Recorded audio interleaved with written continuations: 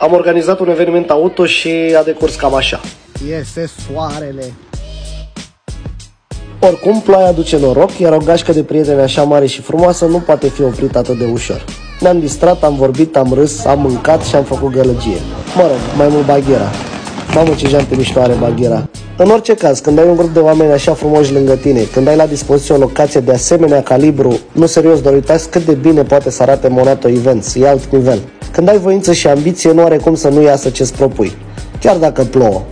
Vă mulțumesc tuturor celor care ați fost alături de noi. Baghera, ai legătură. Ce faci, mă? Am filmat. Acum.